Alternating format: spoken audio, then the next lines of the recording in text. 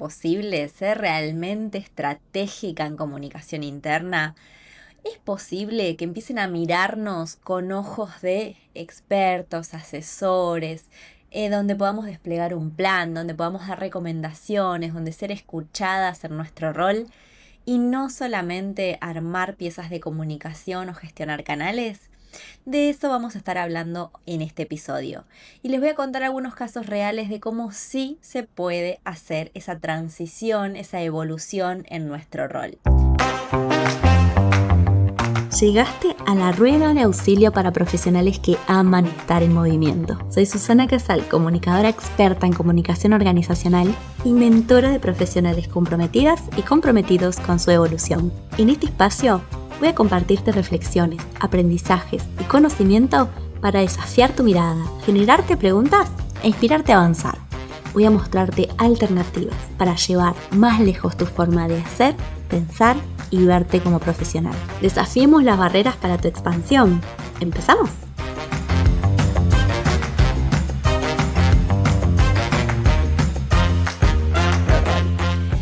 ¿Por qué elijo hablar de esto? Como les decía, en un par de episodios atrás venimos hablando de cómo convertirnos, ¿no?, en un rol un poco más estratégico.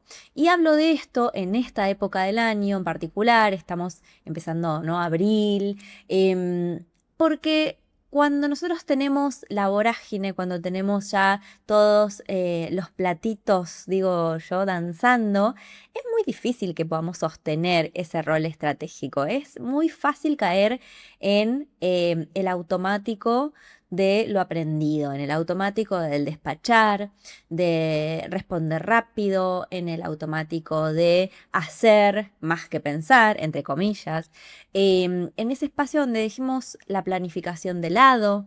Entonces es un momento para mí clave que en todo este periodo que vamos a empezar a transitar, podamos tener bien presente el rol que queremos ocupar este año en nuestra organización. ¿Por qué digo este año? Porque probablemente el año pasado, el anterior y desde siempre tenías una forma de trabajar a la que estás habituada, a la que estás acostumbrada, que ya conoces, que tiene tal vez más que ver con ese rol operativo, con ese rol táctico, con ese rol de estar en la trinchera haciendo cosas.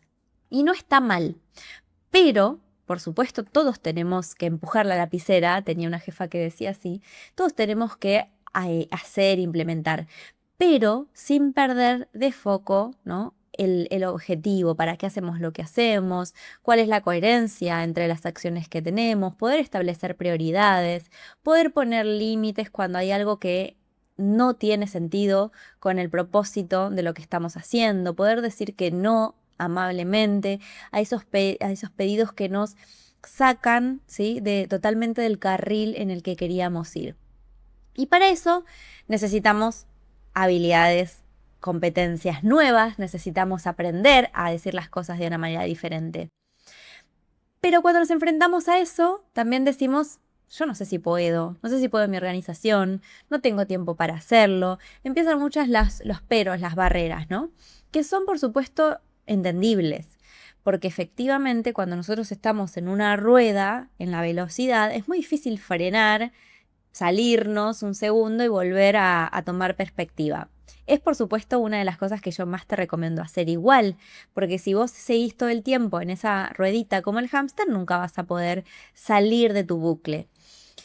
Este podcast tiene un poco esa misión, ¿no?, de poder hacerte ver si estás dentro de ese bucle y darte algunas ideas y algunas formas de poder tomarse esas pausas de distancia. Pero te quiero contar hoy que esto es posible y te quiero contar a partir de algunas historias reales de mis mentorados o de equipos de comunicación que yo acompaño, por supuesto siempre con la confidencialidad de sus nombres, de las empresas y demás, e incluso hasta, ¿no?, cambio algunas cosas de lugar para que no sepamos bien de quién estamos hablando, sin faltar a la verdad, por supuesto. Entonces, te quiero compartir dos casos, uno de un equipo, ¿sí?, de comunicación y uno de una persona que lidera sola, ¿no? Entonces, son dos realidades que probablemente compatibilicen mucho en algunos de los dos casos con vos. El primer caso de esta evolución era un equipo de comunicación muy preparado, un equipo de una gran empresa, que estaba muy preparado, que venía trabajando muy bien, ellos, o sea, a su nivel de habilidades técnicas, de habilidades reflexivas, de creatividad, de criterio, o sea, tenían muy desarrollado eso, tenían muy desarrollado el sentido de equipo también, pero estaban con una piedra en el zapato y es que la frase que me decían es, la gente viene, o sea, las áreas vienen ya con algo pensado, establecido, cerrado y a 2 días de salir. No sé si te pasa. Nos pasa a todas, ¿no? Entonces, vienen ya con todo pensado, con todo armado, listo para salir y nosotros por ahí queremos hacerles sugerencias o queremos mostrarles otras alternativas y ya no tenemos tiempo, ya no tenemos lugar. Y esto nos pasa todo el tiempo. Entonces ya creemos que es algo más cotidiano. ¿Qué puede estar pasando acá, no? Es como que no confían en nosotros, no nos validan como profesionales y entonces empieza a generar esa red de suposiciones en las cuales nosotros nos sentimos que no nos tienen en cuenta, que nos incluyen a último momento, que ya vienen con todo listo, con lo cual nosotros no podemos agregar valor, que nos sentimos un pasamanos, nos sentimos simplemente esos encargados de hacerlo bonito, ¿no? De poder traducir esas ideas a algo diseñado y nada más. Entonces nos empieza a frustrar. Y esta era la situación de este equipo. Entonces, ¿en qué trabajamos con ellos? O sea, obviamente el objetivo era justamente convertirse en un equipo que sea considerado como estratégico, que sea sumado a las mesas con anticipación, que tenga la posibilidad de proponer desde cero, que tenga la posibilidad de poner ese límite, de decir, mira, buenísimo que lo hiciste, pero no hace falta que hagas más, ¿no? Nosotros te vamos a hacer una propuesta, pero para eso necesitaban que sucedieran muchas cosas juntas. ¿Qué hicimos con ellos? ¿En qué empezamos a trabajar? Empezamos a trabajar en sesiones de equipo, en sesiones de mentoring de equipo, para trabajar en justamente en varias aristas. Una de ellas eran los entregables, ¿no? Es cómo podemos hacer entregables de más valor para que nosotros podamos mostrar que cuando tenemos tiempo, nosotros agregamos realmente un valor diferencial, algo que es bien diferente de lo que te puede dar la inteligencia artificial, porque nosotros somos un equipo de personas que estamos como mucho más entrenadas para esto, conociendo nuestra cultura, etc. Entonces trabajamos mucho en los entregables y después también trabajamos mucho en el posicionamiento de ellos. ¿Cómo doy respuesta? ¿Qué le digo a una persona cuando viene con esta situación?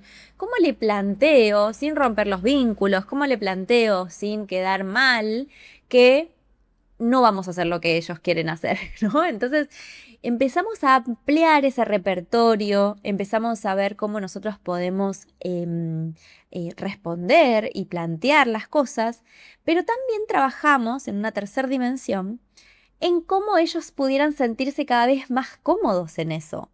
Porque al principio, yo siempre le digo lo mismo, yo te puedo dar la herramienta, te puedo decir la frase que tenés que usar, pero si vos no estás cómoda o cómodo con eso, si vos sentís que no va con vos, si vos no te animás a plantearla porque tenés miedo, vergüenza, porque no te crees lo que estás diciendo, no la vas a poner en acción. Y a mí eso no me interesa, porque no es que vos tenés que copiar lo que diría Susana. Nada más lejos de la realidad. Es que vos empieces a decir, tengo argumentos para decir esto, me creo que estoy en lo cierto y lo planteo de una forma que sea auténtica conmigo. Todo eso lo trabajamos, obviamente no en una sesión, lo trabajamos en unos meses. ¿Qué pasó a lo largo de ese año?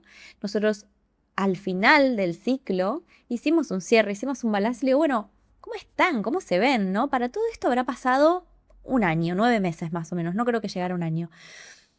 Y me dijeron, logramos lo que queríamos, logramos estar en las mesas, nos empezaron a invitar, nos empezamos a bajar los niveles de fricción con los clientes internos, no con todos, con algunos, y eso es sumamente clave también. A veces pensamos que ser estratégico es como la transformación cultural, ¿no? Se prende y se apaga. Un día estábamos así y al otro día estábamos transformados. No, por supuesto que no se trata de eso la vida. Tenemos evoluciones, microevoluciones que por ahí no vemos, que cuando tomamos distancia y miramos para atrás, vemos ahí sí cómo fue cambiando toda esa realidad. Entonces, al cerrar el ciclo con ellos, me dijeron, nos están sumando a las mesas chicas, nos están sumando proyectos súper importantes, nos están dando libertad para crear, nos están viniendo a buscar áreas que antes no nos venían a buscar. nos están empezando a dar más rienda suelta para nuestras creatividades. Estamos proponiendo incluso diferentes alternativas al mismo tiempo. Y eso es lo que habla, ¿no?, de este trabajo madurativo que hizo el equipo, que se volvió mucho más estratégico, mucho más cómodo en su rol y por supuesto están más contentos, están más armonizados, tienen un montón de trabajo igual, o sea, no es al contrario, ahora las nuevas limitaciones o las nuevas barreras son cómo empezar a poner freno, porque todo el mundo quiere que lo ayudes y le dé soporte. Y por supuesto tenemos capacidad limitada también. Pero acá te quiero mostrar ese caso concreto y real de cómo fuimos trabajando para entender dónde está el problema en ese equipo y poder evolucionarlo. Pero la transición se da. Y no se da desde un libro, y no se da haciendo un curso gratuito en LinkedIn o en una plataforma de cómo hacer comunicación o cómo ser más profesional. Tenemos que entender qué es lo que te está pasando a vos, pero poder se puede, y en menos de un año. Fíjate que no te digo que es de una semana, no es una sesión, no es que vos lo haces mágicamente. Y hay mucho de tu parte, o sea, de la parte, en este caso, del equipo, ¿no? Es de llevar esas ideas, de no quedarse en la queja, de no quedarse en el reclamo, sino decir, bueno, me animo a hacerlo, yo sé que me desafía, yo sé que me implica otras competencias, pero lo hago y a partir de ahí se empieza a dar. Y por supuesto tenía un líder o un equipo, un referente de equipo que se encargaba de abrir esas puertas también y de poder posicionar al equipo y a la calidad de profesionales que tenía para empezar en distintos niveles, ¿no? Los analistas en su nivel y los líderes en su nivel, con sus pares, estableciendo esas redes de contactos para poder abrir esas puertas que necesitaba. El caso número 2 que te quiero contar es una persona que trabajaba sola como referente de rol. Y en este caso, no era específico de comunicación interna, era una persona más de liderazgo general, ¿sí? De un espacio, de una organización. Pero tenía un gran problema y que yo veo que ese gran problema lo traen todas las personas, ya sean de recursos humanos, ya sea de comunicación, ya sea nuevos líderes de área, que justamente estaban en ese momento de ganarse el puesto, ¿no? De transicionar, de pasar un rol más operativo, más ejecutivo, más de hacer, más de analista, pongamos, a tener un rol más de liderazgo, un rol de jefatura, un rol donde ya no estamos tanto en el hacer, sino que estamos más en el decidir, en el negociar, en el acordar. ¿Qué es lo que le pasaba a esta persona? Que justamente estaba hace un tiempo ya en ese rol, o sea, ya tenía el cargo, digamos, ya tenía el rol de liderazgo asumido, pero encontraba que una y otra vez se encontraba con barreras de sus propios decisores. Ustedes saben que por muy alto que lleguemos siempre tenemos un jefe, en definitiva, ¿no? Un accionista, alguien a quien darle respuesta. Entonces, en este caso, este líder tenía un equipo de decisores, una mesa más directiva, que al momento en el que iba a presentarle sus propuestas, sus reportes, siempre parecía que le faltaban 5 para el peso, ¿no? Que siempre le criticaban algo, le observaban algo, le ponían reparos y sobre todo no definían y no decidían. Y era algo que necesitaba justamente esta persona tener esa decisión y ese apoyo político para poder darle ¿no?, rienda suelta a las iniciativas. Todo el tiempo como que relativizaban los logros, no tenía ese aval de, bien, estamos bárbaros, lo estamos haciendo bien, sino que más bien se matizaba, ¿no? Se ponía en duda. Y claramente esto estaba generando mucha incomodidad. No solamente incomodidad operativa, es decir, no estaba pudiendo tener los avales y los consensos para poder gestionar. Y también estaba sintiéndose como un poco minado o minada en su propia orgullo profesional, ¿no? Porque, bueno, ¿qué está pasando? Que no puedo tener el respaldo que quisiera, que necesito y qué pasa con mi valoración, ¿no?, profesional. Entonces, acá trabajamos mucho en poder entender el mapa, poder entender en qué contexto se estaba moviendo, poder ponerle nombre y apellido a esas personas que tal vez al principio uno ve como ellos, la organización, los líderes, ¿no? Y no estamos viendo específicamente si es un problema personalizado, si es un problema sectorizado o si realmente, bueno, esto es algo que una y otra vez aparece por distintas partes, porque eso nos da estrategias para abordarlos diferentes. Entonces trabajamos mucho en entender ese mapa, en entender el contexto en el que estaba trabajando y trabajamos mucho en sus propias respuestas y cómo estaba prestando, cómo estaba exponiendo, cómo estaba presentando, qué tipo de informes estaba llevando a la mesa que eran los que levantaban muchas objeciones. Y lo que yo terminé viendo, ¿no? Que terminamos viendo juntas, es que había mucho arrastre o mucha réplica de ese rol que veníamos aprendidos, ¿no? Ese rol de quien hacía las cosas, o sea, había mucho nivel de detalle, había muchas opciones, había mucho te traigo la información, pero decidan ustedes qué hacer. Había una forma de presentar las cosas muy típica de un rol más técnico, más ejecutor, ¿no? Entonces, yo ya hice esto, hice todo súper completo, súper detallado, ordenadísimo. Pero claro, cuando lo llevaba a una mesa de decisores, donde el tiempo es poquitito, donde lo que necesitan ellos es un nivel mucho más alto y concreto, nunca llegaba a terminar de exponer, las personas se aburrían y entonces querían como cortarle lo que estaba diciendo. Había tanto nivel de detalle que generaba más preguntas en vez de mostrarle algo mucho más compacto y condensado. Entonces empezamos a probar esas estrategias. Como les decía, siempre que uno tiene un mentoring o un proceso, el otro tiene que llevarlo a la acción, porque si no, no tiene sentido. Entonces hubo mucho de ese compromiso de decir, bueno, lo mostré distinto, ¿cómo lo muestro? Lo mostramos de esta manera, lo mostramos de otra, vemos qué pasa. Y así fue también acostumbrándose a leer a las personas y las respuestas que iba teniendo. Empezó a notar que cuando llevaba algo distinto, la reacción era distinta. Y con el tiempo, porque tampoco fue mágico y también lleva su espacio, con el tiempo fue logrando que las personas lo miraran diferente. Porque el gran problema que tenemos a veces para reposicionarnos también es que las personas se quedan con una foto de nosotros y a medida que va pasando el tiempo y por ahí nosotros evolucionamos, si la persona no actualiza su foto, nos sigue viendo de la misma manera que nos veíamos antes, aunque ya no seamos lo mismo. Entonces, hay veces que a algunas personas todavía les cuesta más, pero él ya tenía la mirada de a quién le está costando más verme distinto y a quienes ya se convirtieron en mis aliadas.